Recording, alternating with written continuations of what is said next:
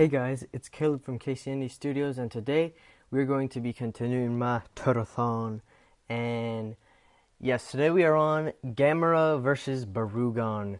So, yes, just a few things before we get started. First of all, I want to, mention this movie a little. This is definitely the best in the Gamera Showa series. I mean, I was really expecting just a bad movie like all the others, and yeah, I really liked it. I've never seen this one before until now, actually. I thought I had this one, but I don't. I only have 4 of the Showa Gamera movies. No, 5. I have 5 of the Showa Gamera movies, but there's obviously more than that. Yes, I always thought I had this one, but I guess not. But it was a really good movie, to be honest. For the Gamera series, I was I was definitely impressed with it. And expect a box day sometime. It's not gonna be a figure. It's gonna be a movie. Hint, hint. And last thing, I finally have my PS2 set up. Got the PS2, got the memory card, and as y'all know, I got Godzilla Save the Earth for Christmas, so I will be starting my Let's Play probably on Thursday. So yes, I'm really excited to get the series started up. But anyways, so yes, Gamera versus Barugon, the story. So last movie ended with the scientists use Plan Z, which was, I guess, their final plan to launch Gamera into the top of a rock. They trapped him inside of the top of a rocket, launched him into space. This movie ends right there, actually, and I mean, it's really kind of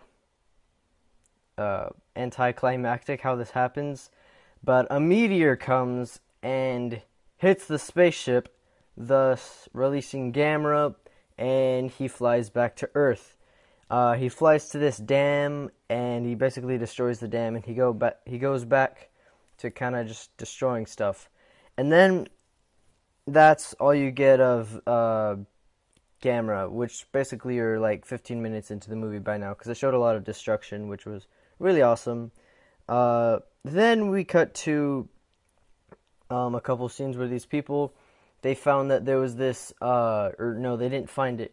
The main characters, their brother or friend or someone that was in the, World War II, they were on this island off the coast of Japan, and this is where one of their friends, they were in the war, and they found this rock, and they hid it inside the cave for some odd reason. They didn't really go into that, but that's fine. And so these 3 people that were friends with that person, they wanted to go and find the gem, because they know, like, give them a whole lot of stinking money. So, yes, they go to the island, after getting a very harsh ride there. They caught a boat to get there, but it wasn't. I mean, it was cheap, but they kind of made them do work the whole time while they were on the boat, which was pretty funny.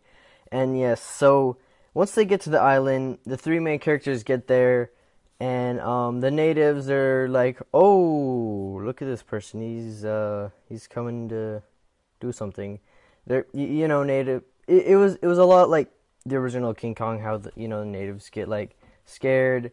The 3 characters, I don't remember any of their names, but they tell them what's going on, and there's this Japanese man from Japan that was actually there on the island, who's basically a scientist, and he made himself like a fancy house or something. You know how it is. He's like the rich one out of the whole tribe. But yeah, he goes to them and he talks to them. They say that they're gonna go find the stone in the cave. Actually, it's an opal, to be technically correct. So they tell them about the opal, and they say, no, you don't want to do this at all. But they end up going there. They even like pull out their pistol and start firing shots, just to get the natives away, which was really rude. But so they get into the cave. Eventually, they find the opal, and one of the characters gets really excited about this opal. Like, he's so excited, he starts dancing around and stuff. And to be honest, the characters weren't really that interesting until now. Now you're like, whoa, these characters have really like changed now that they found this opal stone thing. Um, but this is what really like shows you how, like intense some of this character is. One of the three guys, they noticed that the guy who had the stone in his hands, he noticed that he had a scorpion on him, and they had encountered a scorpion later. And they said how if you get bit by one, it would kill you within a matter of minutes. And he sees the scorpion on his leg and doesn't do anything about it. And you're just like, what the heck? Just tell him that he's got a scorpion on his leg. He ends up biting him as the dude with the opal. He's so excited, and then he just gets bit, and he has a very dramatic death, which was kind of funny. But the other guy, he's just sitting there crying and stuff, and he's really sad about it. And then, but the guy who noticed the scorpion on his leg, he was just kind of sitting there, and later he's like, "Can I have the opal?" And he's like, "Give me the gun, and I'll give you the opal." So he gives him the opal. The guy who has the opal, the greedy one, he's got all of these grenades in his backpack. He basically just throws a few grenades into the cave. So he pretty much just wanted these other two dead. He didn't really care about them in the first place, which, to be honest, the characters weren't very interesting until you get to the cave scene.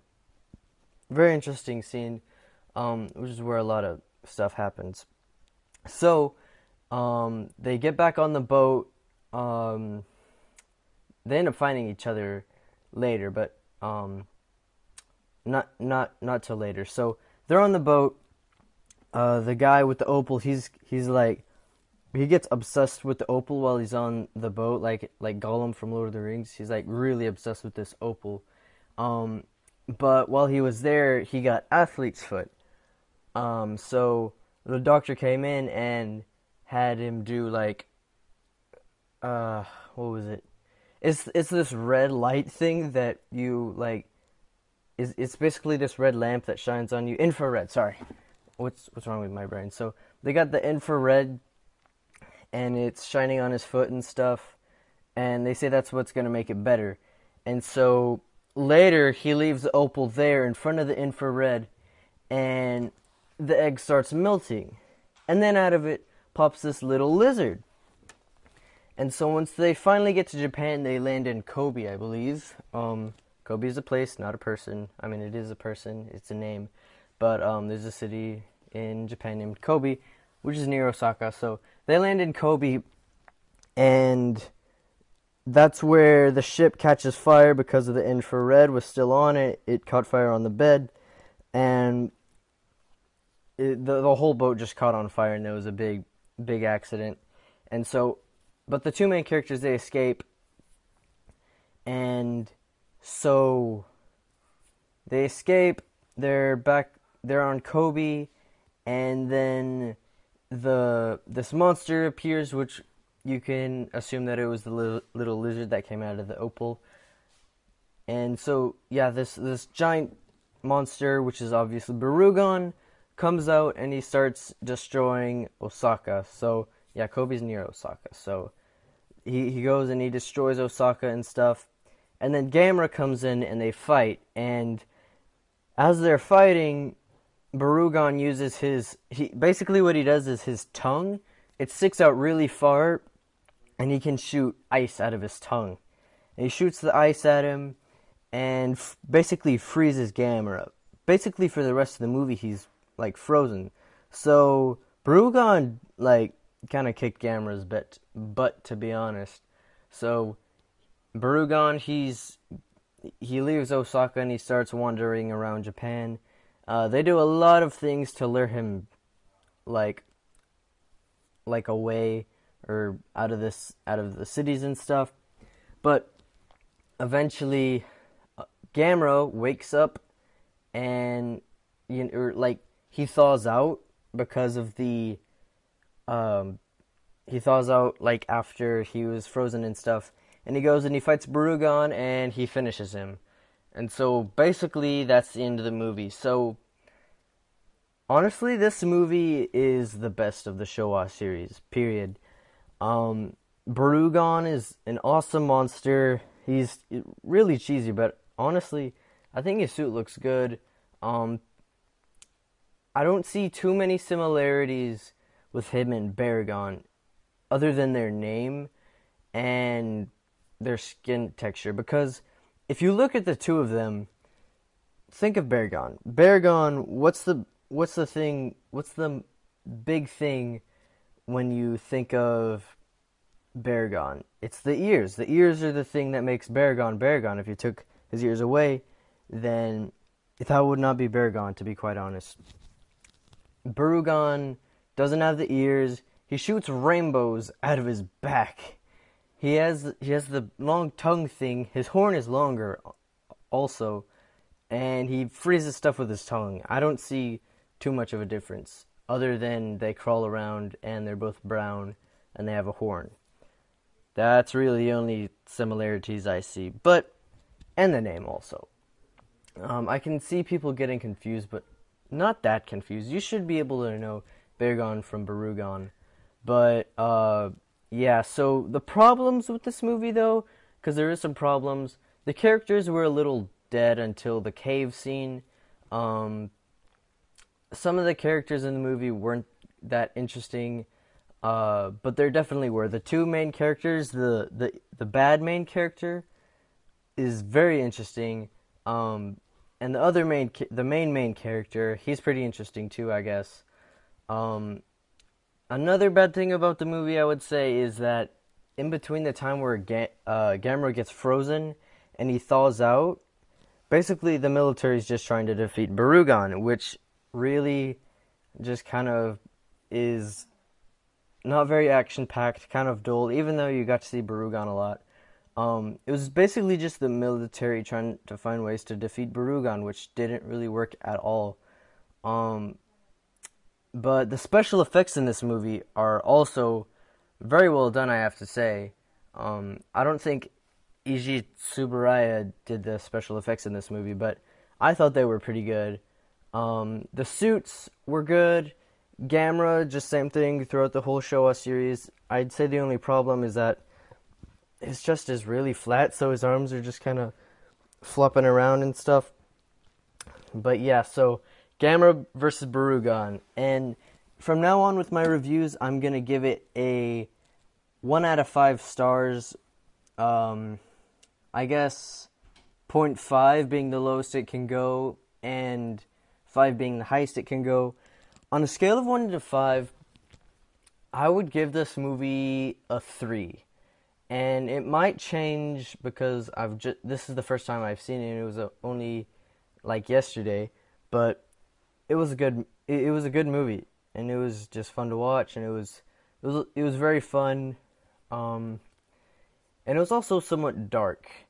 It was dark and had science fiction, which is what I love about the Showa series, because if you think of the Showa series, you're thinking science fiction or cheesy, or both, which is, I guess, kind of this movie.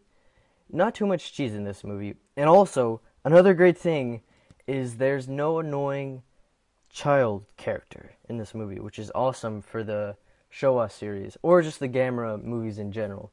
But, yeah, so Gamera vs. Barugon, 3 out of 5 stars. I definitely recommend watching this movie, and honestly, I think I'm going to have to buy this one, because this one is worth getting for the Showa series. But yeah, so I'm out of time today, and I'll be seeing you guys next time. Bye bye.